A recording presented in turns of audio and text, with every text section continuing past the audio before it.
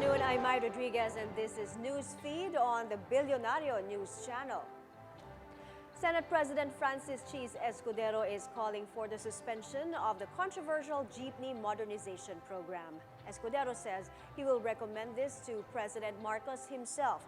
The senator questions the 2.5 million cost per unit of the so-called modern jeepneys. He also criticizes the Transportation Department for trying to reinvent the design of traditional jeepneys. Tradisyon, kasaysayan at kultura natin kaugnay sa jeep.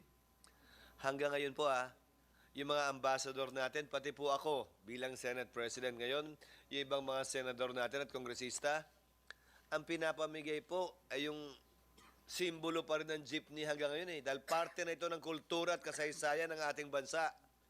Isang ganun, buburahin nyo? Sino kayo? Economic managers are not worried about the potential revenue losses as a result of the total ban on POGOs. NEDA Secretary Arsenio Balisacan says these can be recovered through taxes. He says aside from corporate and income taxes, import tariffs can also cover for the losses. The government is seen to lose some 14 billion pesos due to the POGO ban. The ban on POGOs was among, if not the most applauded part of the president's speech on Monday. A former Senate president who had favored legalizing the industry backs the total ban but wants to take it a step further. Here's the full story.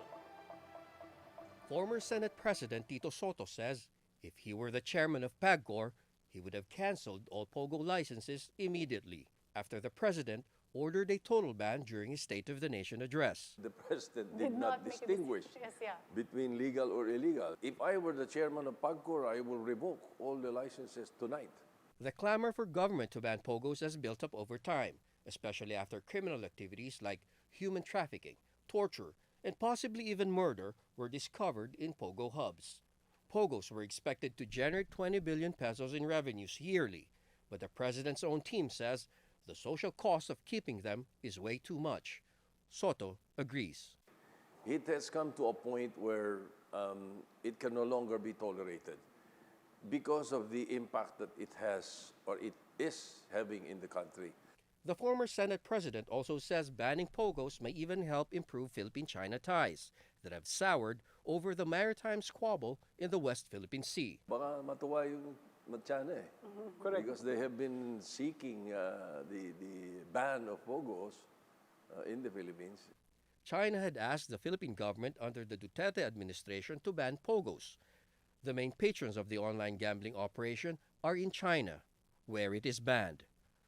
In an interview, PAGCOR Chairman Altenco said he has until the end of the year to totally erase POGOs in the country. He says he will comply, but raises concern over some 40,000 jobs that will be lost. He says he is now coordinating with the Labor Department. On the drug war, Sotto says he agrees with the president when he said extermination is not part of the current campaign against illegal drugs. The Duterte drug war has left thousands dead.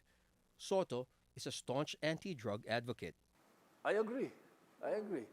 Siguro lang, he was not able to mention already that there must be prevention and rehabilitation. Overall, Sotto says he is satisfied with the president's SONA, though there may still be some issues that need more government attention. I think he was able to cover most of what people expected and what was happening and what he plans to do. Although, in my opinion, there is a little more to be desired as far as health is concerned. Eugene Adalia, Bilyonaryo News Channel. Food security and economic development takes center stage as cabinet officials gather in Pasay City for post-SONA discussions. The gathering aims to expound on the accomplishments and goals laid down by President Marcos during his third report to the nation. The discussions are being led by top economic managers, including Finance Chief Ralph Recto, Trade Secretary Fred Pascual, and Agriculture Secretary Francisco Chiu Laurel. Ang mensahe ni Presidente ay napakalinaw, no? Kung nakita niyo yung detalya, it just shows how the President is on top of the situation. Lahat ng aspect ng ating from planting hanggang harvest, ang pagbebenta, para sa pangingisda, yung kailangan na ports and all.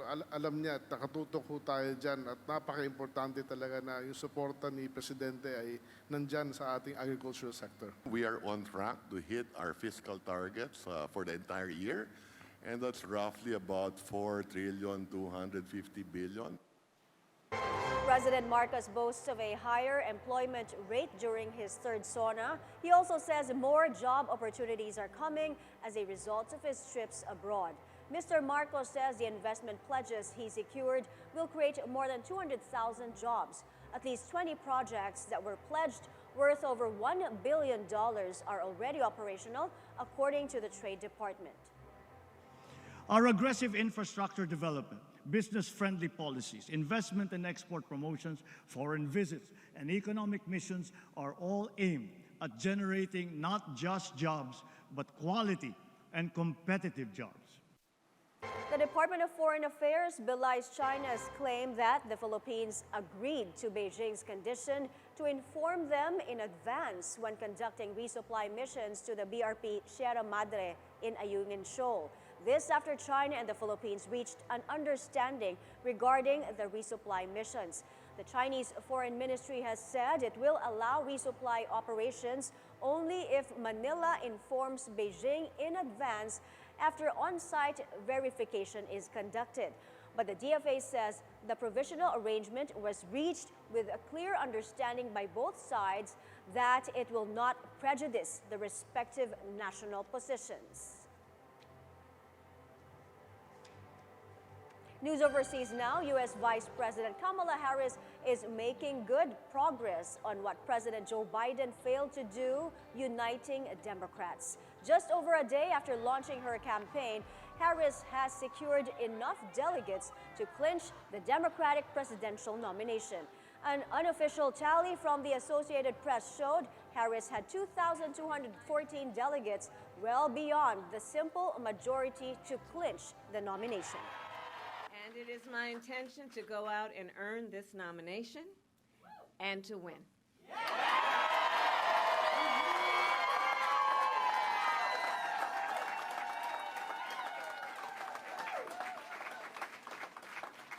So in the days and weeks ahead, I, together with you, will do everything in my power to unite our Democratic Party, to unite our nation.